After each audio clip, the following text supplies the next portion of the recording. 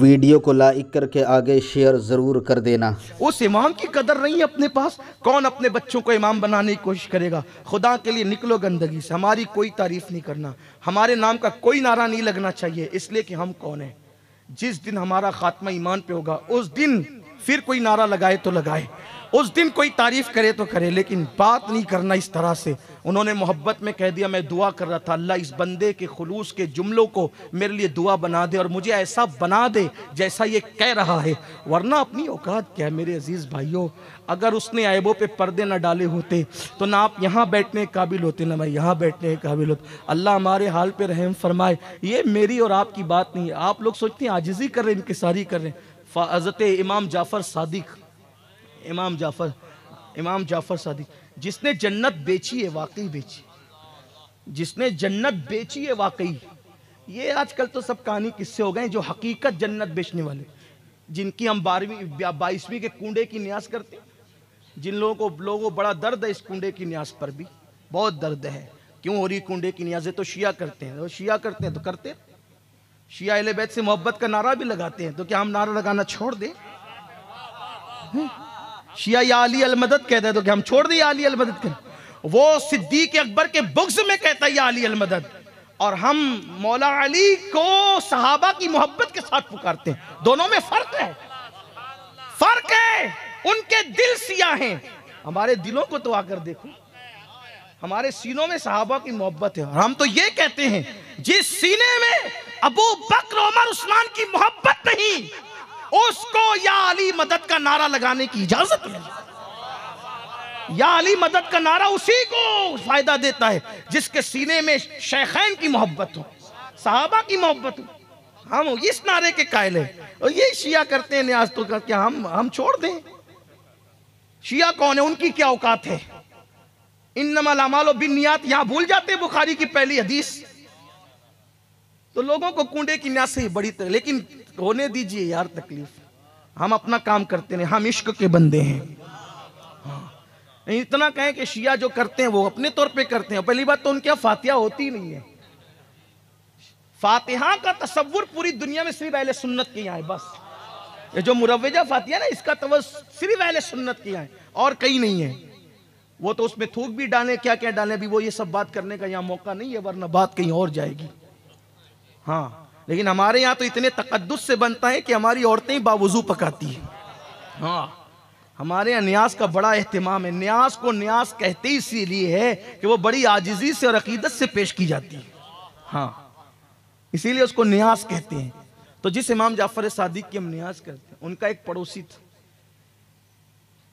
इमाम जाफ़र सादिक हज को जा रहे,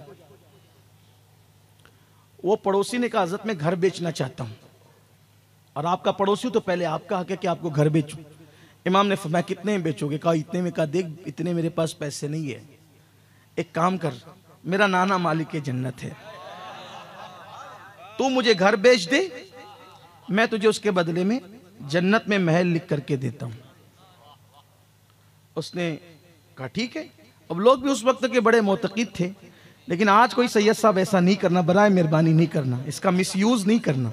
खुदा के लिए कौम बहुत भोली है। हाँ हाँ, ये सादात मेरे भाई लोग हैं, इसलिए मैं इनको कहने का हक रखता हूँ। हालांकि ये ऐसा नहीं करेंगे यार। हर जमाने में सैयद की पहचान देने वाली रही है, लेने वाले तो और लोग दिया है, हर दौर में दिया है। किसी दौर में सर दिया, किसी दौर में कलेजा दिया, किसी दौर में अली असगर दिया, किसी दौर में अली अकबर दिया। बस देना ही देना है, ये देने वाली कौम, देने वाले, ये मांगने वाले लोग। लेकिन उस वक्त तो सैयदना इमाम जाफ़र सादिक कुछ इख्तियार बता रहे थे, क्योंकि वो दौर ही ऐसा था। वो दौर जो था ना, असल में सादात के दुश्मनों का, वो बादशाहों का दौर था। तो कुछ वहाँ जब ऐसा होता है तो कुछ बताना पड़ता है। तो आपने फरमाया कि मैं जन्नत लिख देता हूँ। वो सच्चा मोतक़िद था, उसने लिख दिया, गोया रजिस्ट्री करा दी, और आपने पीछे लिख दिया इसने घर दिया, मैं अपने नाना की जन्नत से इसको जन्नत में महल देता हूँ। वो कितना आशिक था और मोतक़िद था, उसने कहा कि जब मैं मर जाऊं तो मेरे कफन में ये रख देना। रख दिया गया, रख दिया गया। अच्छा, ये तहरीर ले देकर सैयदना इमाम जाफ़र सादिक चले गए हज के लिए, हज को चले गए। अब हज से आए तो वो वाकई इंतकाल कर चुका था, मर चुका था, उसका इंतकाल हो गया था। हज से वापस आए तो उसके बेटों की नीयत बदल गई। हज से वापस आने के बाद बेटों की नीयत बदल गई। बेटों ने इमाम जाफर सादिक से आगे कहा कि भैया आपने हमारे अब्बू से घर ले लिया, एक ऐसा वादा करके जो क़यामत में पूरा होगा कि भी नहीं होगा, घर वापस दो।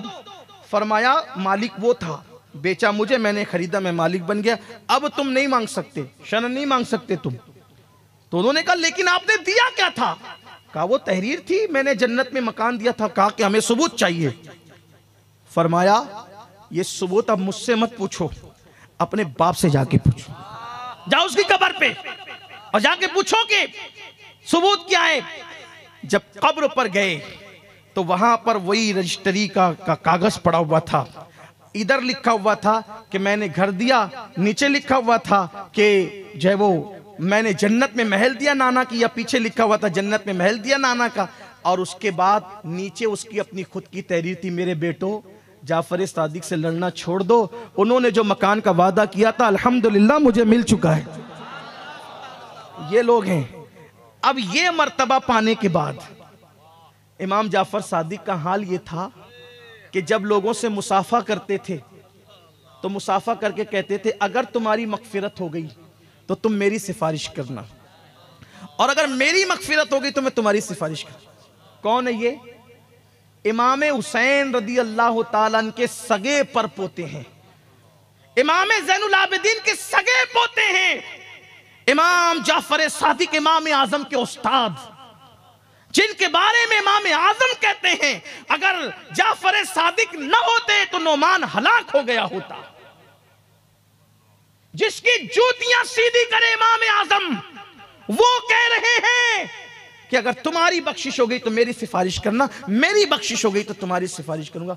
लोग कहते आप तो सैयद है, आप तो आले रसूल हैं, तो आप रो कर कहते यही तो रोना है कि इतने बड़े बाप की औलाद है, अपने नाना को मुंह क्या दिखाएंगे। हालांकि उनके दौर में उनसे बड़ा मुत्तकी, जब नबी के शहजादों को इतना खौफ था, इतनी खशियत थी, आज हम कितने बेबाक हो गए, कुछ करने के लिए तैयार नहीं।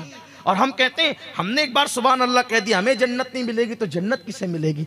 जिन्होंने पूरी पूरी रात भर इबादत की वो इतने मगरूर नहीं थे जितने मगरूर हम हुए हैं, जितना तकब्बुर अपने में आ गया है। इसलिए ख्याल करना इस बात का, जिनके रुतबे हैं सिवा, उनको सिवा मुश्किल है। बात दूर से दूर चली गई, आते अपने उन्वान की तरफ। तो मेरे आका अलैहिस्सलाम के प्यारे दीवानों, मैदान महशर की सैर कराने की बात चल रही थी कि आइए मैदान महशर की सैर कर लेते हैं।